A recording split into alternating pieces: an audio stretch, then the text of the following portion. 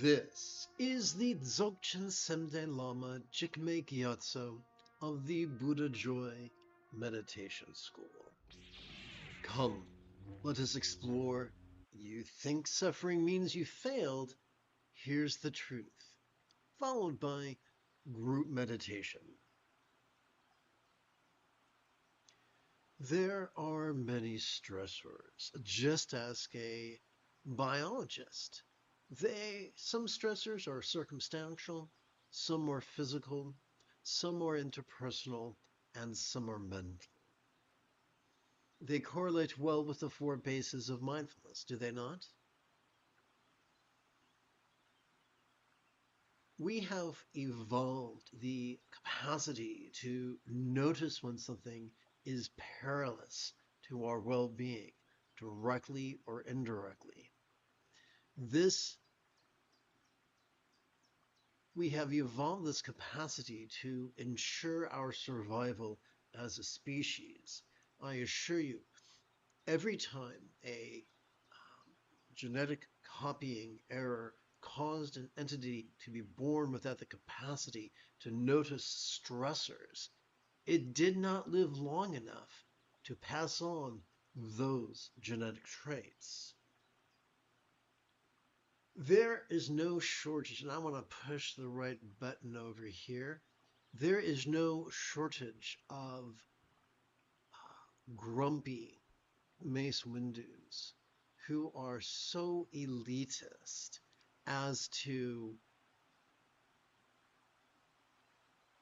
claim that your stressors or your sufferings are some sort of an indictment.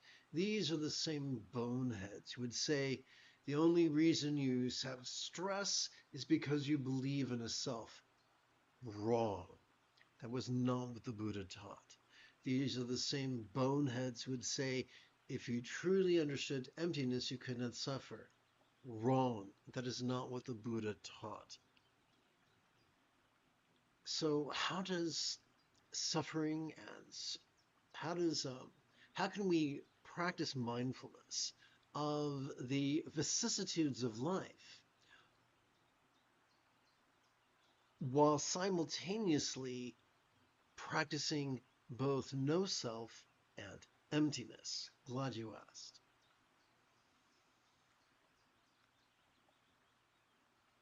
Every time we rest in harmony with our exhalation, whatever we watched during our previous inhalation, due to the nature of our neurology, could fleetingly feel a little bit less stressful, a little bit less permanent, and a little bit less defining. That's all. It doesn't mean it goes away. It means it's defining us less and less and less. And that could be something as simple as saying, I'm angry versus I feel anger. This isn't wordplay. One is a statement of identity, and one is just an observation of a mood, which infers that mood is temporary. No one feels one emotion all their life. We are wired to feel a host of emotions. But what about emptiness? Every time we rest into our exhalation, whatever we watched during our previous inhalation could fleetingly feel as non-graspable as a vast empty void. Now, any good English teacher could remind us that a simile is only as useful as it is relatable. So we have to ask the question, what? What is a real-world example of a non-graspable, vast empty void? How about the illusion, the infinite azure sky on a bright and beautiful cloudless morn, which although could look tantalizing to the eye, could feel non-graspable to the hand?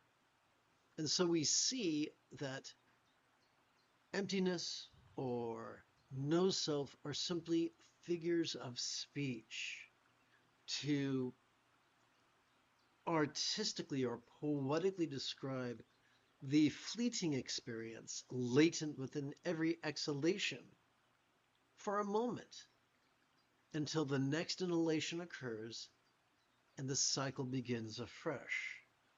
The goal of meditation is not to control what we perceive or control what we experience, for that will suck us into the tidal pool of duality, where we are forever exhausting ourselves, pushing and pulling and rejecting and craving.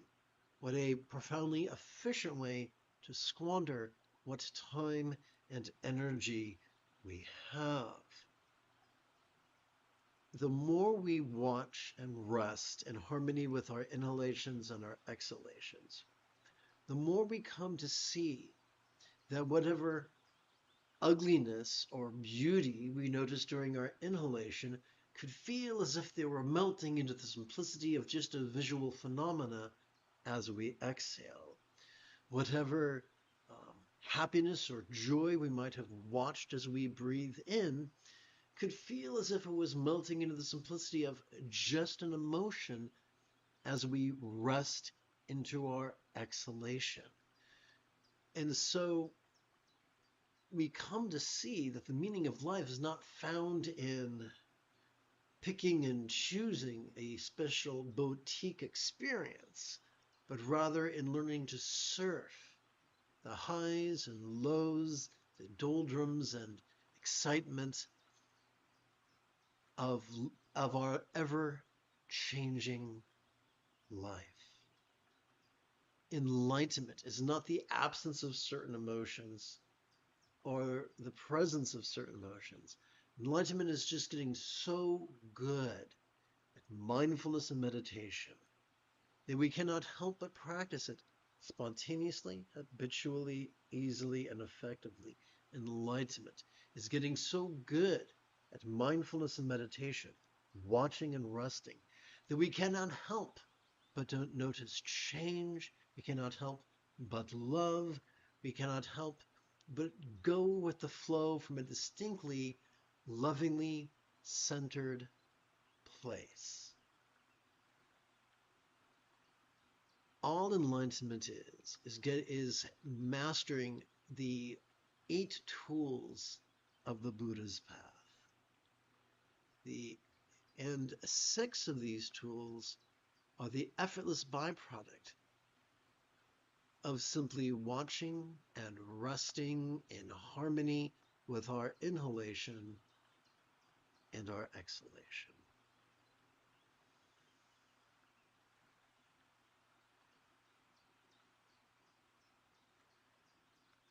You have taken your first step into a much larger world.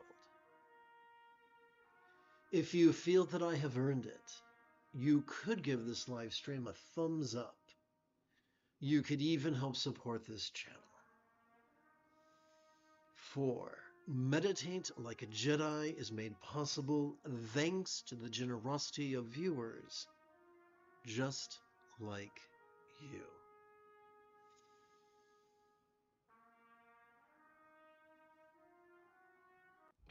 For the remainder of this evening's live stream, together. Whoops, one moment, I gotta push the right button. For the remainder of this evening's live stream, together, let us sit and breathe and watch and rest.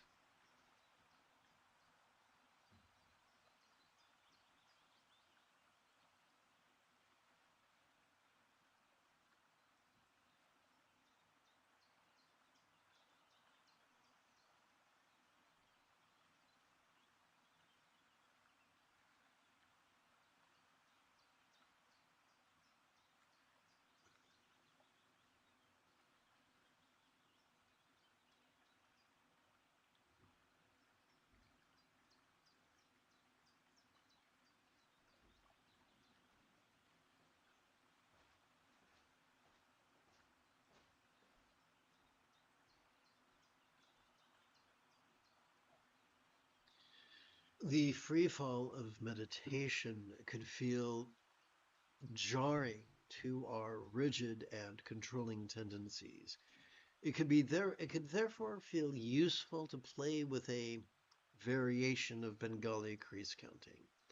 Let us touch the tip of our left thumb to the lowest set of creases upon its little finger, and that we might keep track of our first set of 16 inhalations. Let us now rest this hand, palms up in our lap. Every time we silently and mentally recite the verb watch during our inhalation, we can advance our right thumb up the creases and tips of each of its fingers. Let us do this together right now, beginning with our right little finger.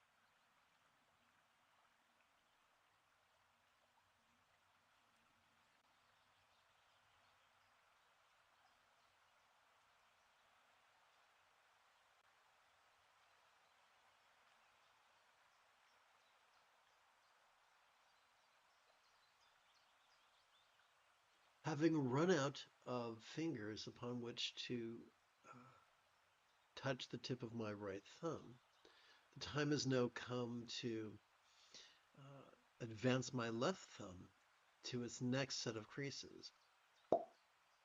And now you get the basic idea of how we could count 16 sets of 16 inhalations each.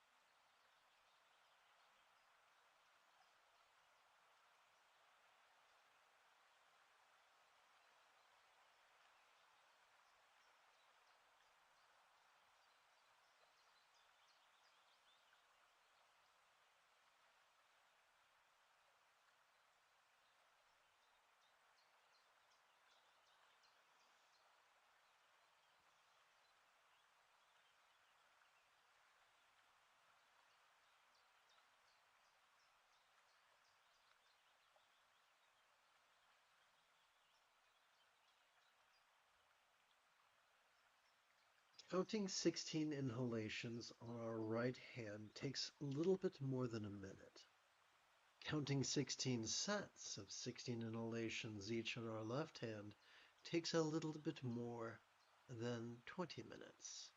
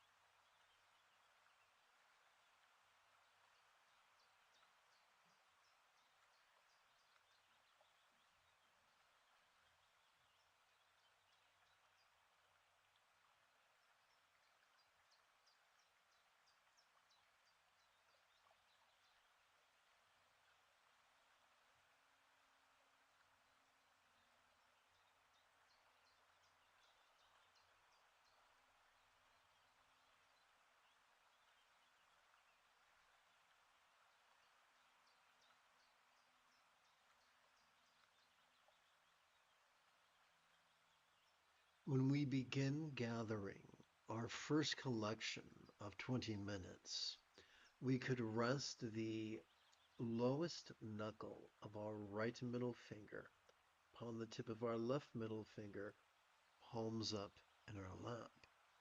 When we begin gathering our second collection of 20 minutes, we can rest the middle knuckle or right middle finger upon the tip of our left middle finger, palms up in our lap.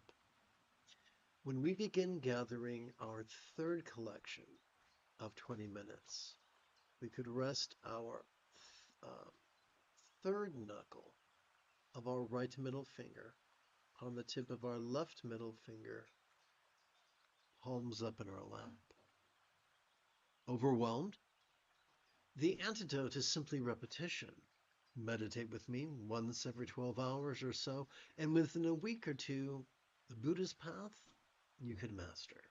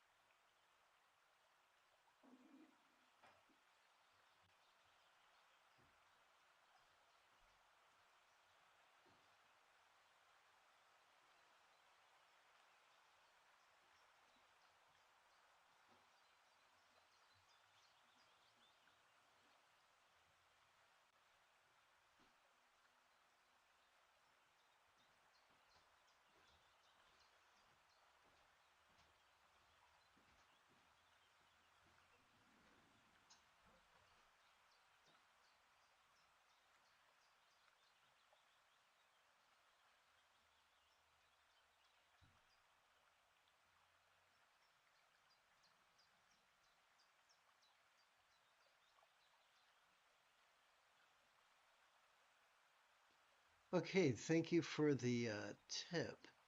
My audio appears to be super quiet. Well, let me see if I can't adjust that.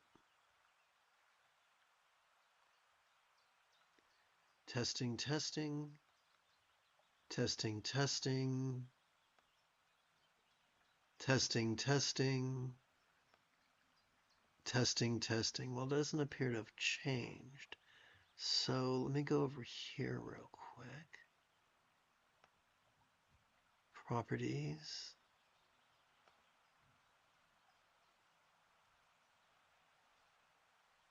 Okay. Let's try this button over here. Hmm.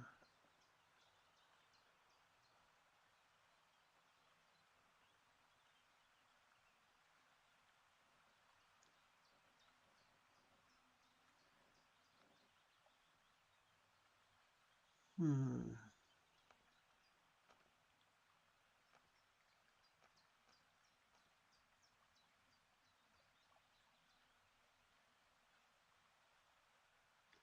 Here we go. Built in.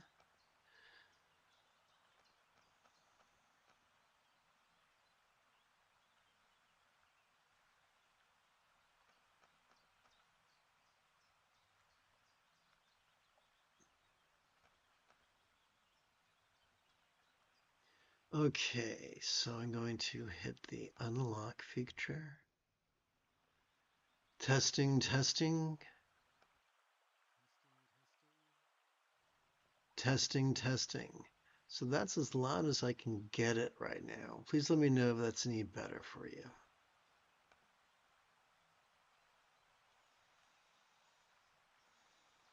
So quick like a button and a tap button 3. Okay, and now I'm going back to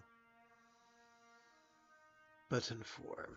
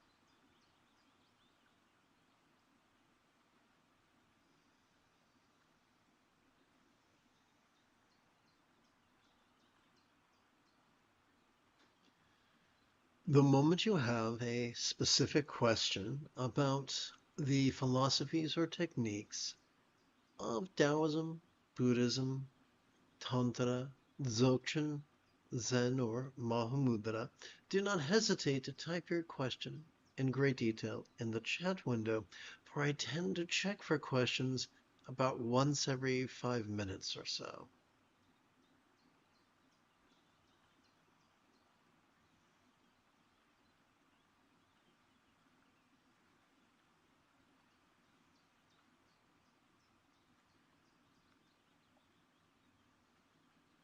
The key to watching the antics of mind is to silently and mentally recite the verb watch every time we feel our chest swell with breath. The key to resting in mind's non-graspable nature is to silently and mentally recite the verb rest every time we feel our chest subtly sink as gently we exhale.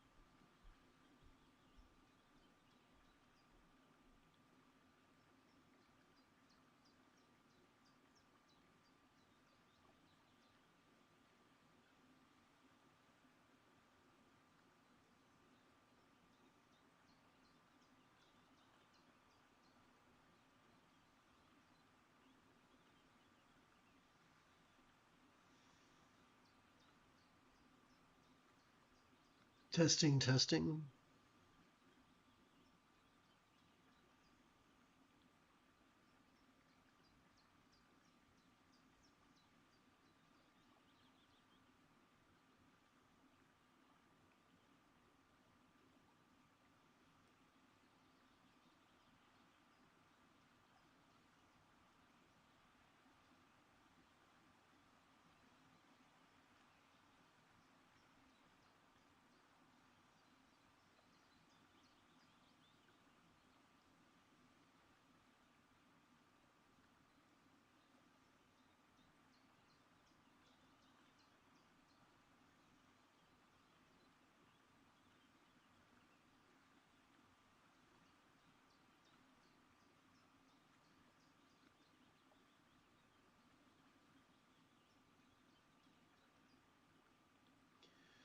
The moment you have a specific question about the philosophies or techniques of Buddhist mindfulness and meditation, simply type your question in great detail in the chat window.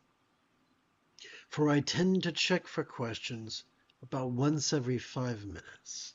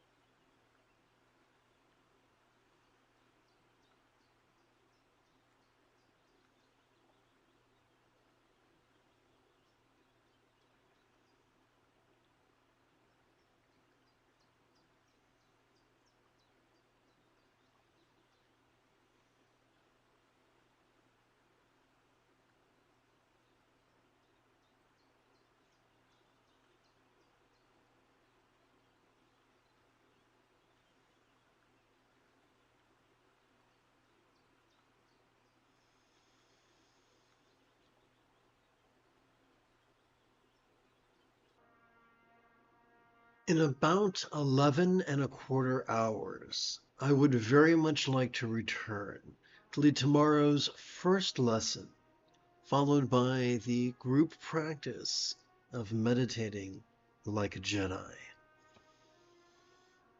And if you are as geeky as me, may the Force be with you always.